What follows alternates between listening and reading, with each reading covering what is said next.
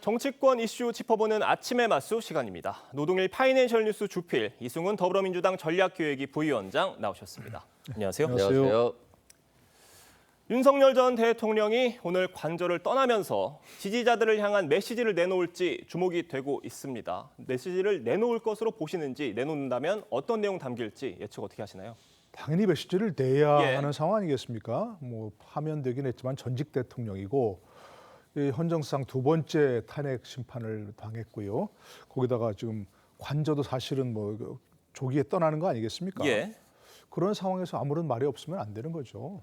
당연히 메시지를 내야 하는데 저는 뭐 우선 국민들께 깊이 사과해야 한다고 생각합니다. 진짜로 무슨 본인의 어떤 그 생각은 비상계엄의 명분이 있었는지 잘 모르겠습니다만 지금 이 상황 정말 그 나라가 트럼프 2기에 엄청난 혼란에 휩싸인 상황 아니겠습니까?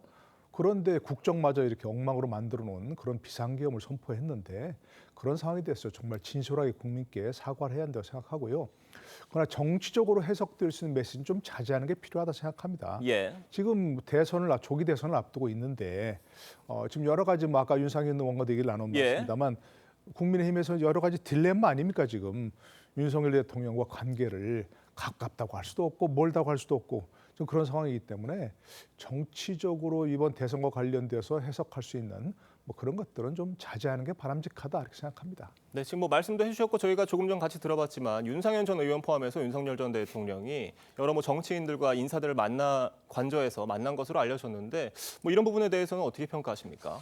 뭐 만난 건 자유지만 윤석열 전 대통령이 이런 분들을 만난다고 해서 국민에겐 도움이 안 되겠죠. 그리고 국민의 힘에는 도움이 되느냐? 저는 되지 않는다고 봐요. 아직도 뭐 탄핵에 찬성하느냐 반대하느냐로 갈라져 있는데 전직 대통령이 탄핵에 찬성한 사람들만 만난다라고 하는 것 자체가 벌써 국민의힘을 분열시키는 것이고 또 국정 안정을 만들어가는 데 있어서 굉장히 저해 요소가 되는 거잖아요. 그렇기 때문에 대통령이 뭐 개인적으로 친분이 있어서 사람을 만나는 건 좋습니다만 뭐 사자 정치를 하고 자신의 의견을 표현하고 이런 것들이 국민에게 전혀 도움이 안 된다는 말씀드리고요. 나는 감옥 가도 됐지만 국민은 어떡하냐라고 하면서 나라를 걱정하신다라고 하는데 본인만 감옥에 안 갔고요. 국민들은 많이 걱정하고 계십니다. 그래서 이제는 조금 정상적인 나라를 만드는 데 있어서 윤석열 대통령이 조금은 정치와 멀어졌으면 좋겠습니다. 네, 지금 윤석열 전 대통령이 오늘 서초동에 앞으로 서초동에 머물면서 내란 혐의 형사 재판을 받게 되는데 이 불소추 특권이 사라지면서 윤 전 대통령 관련 수사에 속도가 붙을 거다 이런 관측도 나오고 있습니다. 이 부분에 대해서 어떻게 판단하세요? 네, 뭐 당연한 얘기겠죠. 뭐 대통령을 현직을 유지하고 있다면 있어도 내란죄에 대한 수사는 받을 수 있었고요. 소추는 됐고 또 이제 계속 재판을 진행 중인데 아무래도 현직 대통령이라면 그런데 굉장히 좀 뭔가 장애가 있지 않겠습니까? 쉽게 소환하기도 어렵고. 그렇지만 이제 전직 대통령이 되었으니까 그 문제도 아무런 장애물이 없을 거고요. 또 뭐 기타 여러 가지 무슨 뭐 이른바 명태균 의혹 관련해서 뭐 공천 개입 의혹이라든지 또 뭐 상황 진전에 따라서는 어떤 얘기가 나올지도 모르죠. 그러나 그런 것에 대해서는 일단 뭐 대통령이라는 그런 어떤 큰 방패막이 사라졌기 때문에 뭐 쉽게 기소하고 수사하고 기소하고 재판하는데 아무런 지장이 없을 것으로 보입니다. 네, 지금 경호처에서는 김성훈 차장의 사퇴를 요구하는 직원들의 연판장이 돌았다고 하는데 이게 경호처 역사상 처음이라고 합니다. 이 부분 어떻게 보세요? 그렇죠. 역사상 처음이고 또 하루 만에 굉장히 200명 이상 모였다고 해요. 오늘까지 합치면 한 400명 이상 모일 거라는 예상이 있는데 절반 이상이 지금 반대를 하고 있거든요. 결국 경호처장이 자꾸 이런 정치적으로 경호원들을 이용했다라고 하는 측면에서는 참 자괴감이 있고요. 또 한번 경호차장이 한번 생각해 보시죠. 대통령 생일에 하늘에서 내려주신 대통령, 뭐 50 몇만 시간 동안 오직 국민만 생각한 시간 이렇게 찬양하지 않았습니까? 결국 국민이 찬양을 받아야 되는데 대통령이 왕처럼 찬양을 받았기 때문에 결국 나라가 굉장히 망국의 길로 갔다 이런 생각이 들고요. 경호처도 정상화되고 또 국가도 정상화되는 그것이 곧 이번에 조기 대선 과정에서 차기 대통령이 당선이 돼서 빨리 국정 안정, 민생 경제를 챙기는 그리고 모든 것이 정상화되는 그런 시기가 빨리 와야 할 것 같습니다. 네, 알겠습니다. 계속해서 54일 앞으로 다가온 조기 대선 관련 이야기 본격적으로 해보겠습니다. 민주당 이재명 전 대표가 어제 영상으로 공식 출마 선언을 했습니다. 목소리 들어보겠습니다. 그 길고 깊은 겨울을 결국은 우리 국민들이 깨고 나오는 중이잖아요. 아마 겨울이 깊었던 것처럼 봄은 더 따뜻하겠죠. 따뜻한 봄날을 한번 꼭 만들었으면 좋겠습니다. 진짜 대한민국. 그리고 그 대한민국은 대한국민이 만들어가는 거죠. 그 대한국민의 훌륭한 도구, 최고의 도구, 이재명이 되고 싶습니다. 그러니까 훌륭한 도구, 최고의 도구가 되고 싶다 이런 내용도 눈에 띄고 이재명 지금 대표의 옷 색깔도 조금 눈에 띄는 것 같아요. 베이지색을 입었는데 좀 어떻게 보세요? 색깔을 좀 빼려는 게 아닌가 이런 생각도 들거든요. 글쎄 저건 뭐 대선 출사표가 아니라 뭐 이미지 메이킹 아니겠습니까? 예. 지금 말씀하신 대로 뭐 베이지색 그 니트를 입고 보통은 이제 양복을 입거나 뭐 네. 했는데 그런 거 하지 않고 뭐 부드러운 모습을 보이려고 한 것 같고요. 그다음에 보통 파란 색깔 옷을 입고 그런데 이제 뭐 색깔도 베이지색이고 이른바 뭐 무해한 색깔이 베이지색이라고 하는 거죠, 그렇죠? 빨간색도 아니고 파란색도 아니고 그런 것 같고 또 뭐 워낙 표정도 그렇고 모든 상황이 좀 여유 있는 표정 아니겠습니까? 여유 있는 상황이고. 뭐 아까 그 잠깐 뉴스에 나왔습니다. 민주당에서 지금 아직 경선 규칙을 정하지 못하고 있다고 하는데 그게 어려운 점 아니겠습니까? 이재명 대표를 그냥 기정사실로 할 수도 없고 경선을 하긴 해야 하는데 그렇다고 뭐 경선이 의미가 있는 거라고 누구도 생각하지 않고 있기 때문에 뭐 그런 여유가 좀 보이는 것 같고요.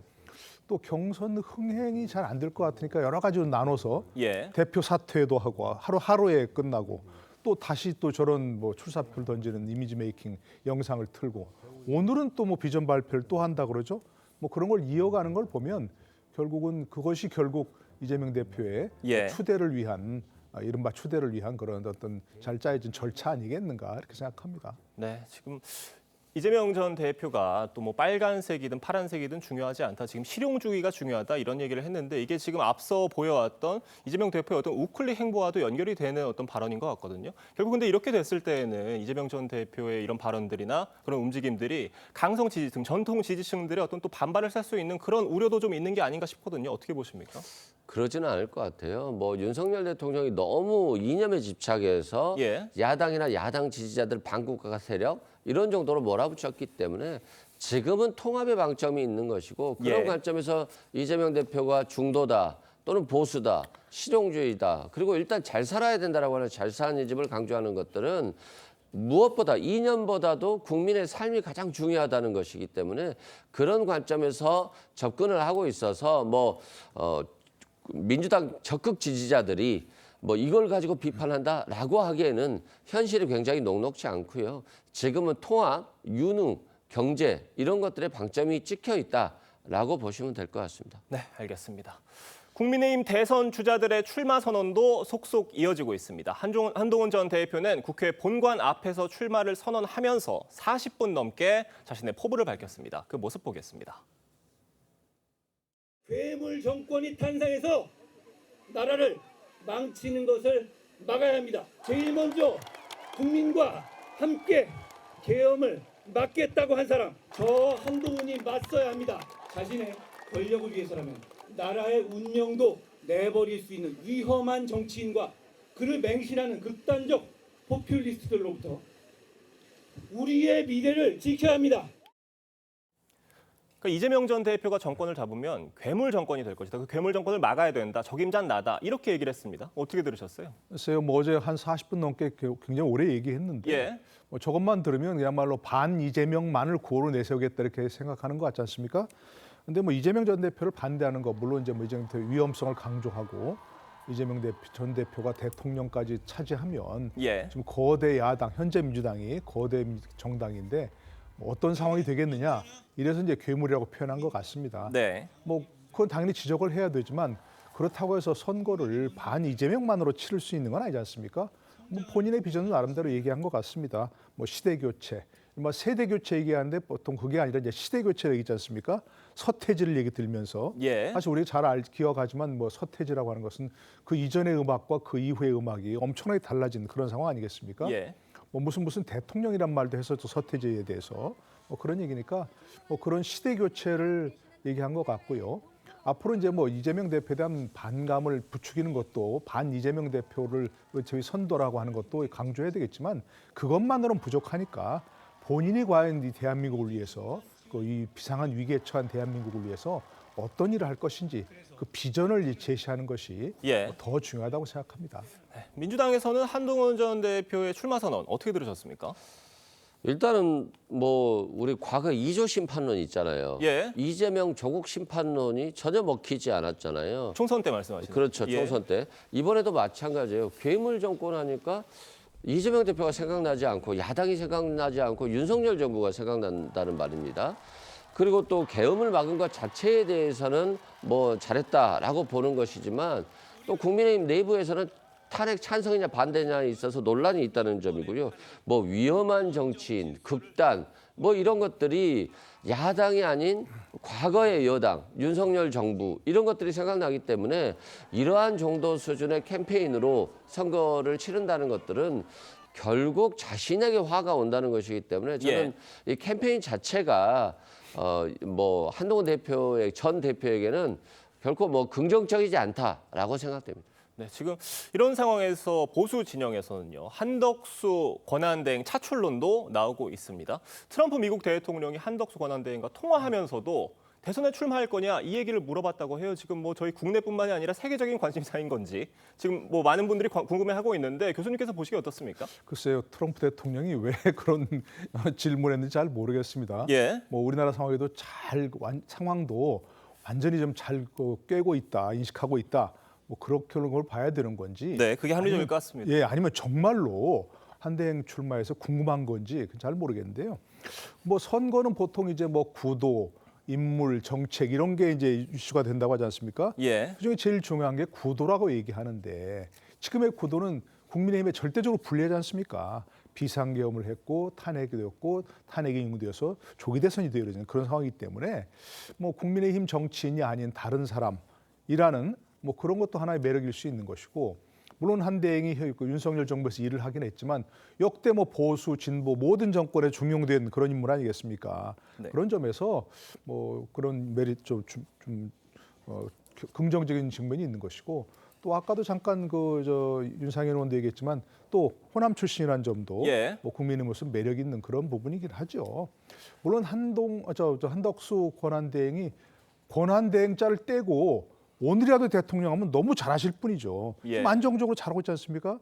더더구나 현재 가장 중요한 미국과의 통상, 경제 문제 예. 이런 것들에도 전문가일 수 있고 그렇기 때문에 어쨌든 뭐 그런 얘기가 나오긴 하지만 현재 국민의힘에서 20명 이상 뭐 나온다고 하지 않습니까? 그런 분들을 제쳐놓고 국민의힘 내부에서 한덕수 대행 출마를 서로 얘기하는 건 저는 그분들을 완전히 뭐 바보로 만들어버리는 그런 우스운 얘기죠. 저는 네. 바람직하지 않다고 생각합니다. 지금 만약에 한덕수 권한대행이 출마를 한다고 한다면 권한대행의 자리를 스스로 내려놓아야 되는 상황인데 만약에 그렇게 한다면 그건 굉장히 부담이 크기 때문에 그러기 어려울 거다라는 분석이 많은 상황이고요.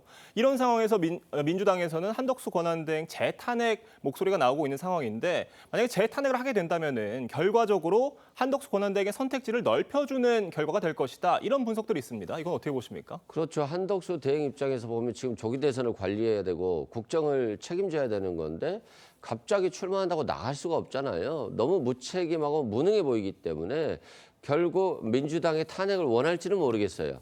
그런데 한덕수 대행 탄핵에서 민주당이 얻을 게 없잖아요. 또한 국민이 얻을 게 없잖아요. 그렇기 때문에 필요성이 없다. 차라리 빨리 조기 대선을 치러서 이재명의 민주당 뭐 이런 것들이 완성될 수 있는 거잖아요. 정권이라는 게. 예. 그런 측면에서는 좀 기다릴 필요성이 있겠다 싶고요. 또 한덕수 대행이 마은영 헌법재판관을 임명하지도 않았었죠. 굉장히 위헌적임에도 불구하고 소극적 행사하겠다 권한을 이렇게 말해놓고 이완규 법제처장을 또 헌법재판관으로 지명했다는 것 자체가 굉장히 지금 모순된 행동들을 하고 있고 위헌적인 행동들을 하고 있기 때문에 저는 한덕수 대행이 남은 임기 채우고 이제는 본인의 말처럼 그만 은퇴했으면 좋겠다 이런 생각이 듭니다. 네, 알겠습니다. 오늘 두 분 말씀은 여기까지 듣도록 하겠습니다. 감사합니다.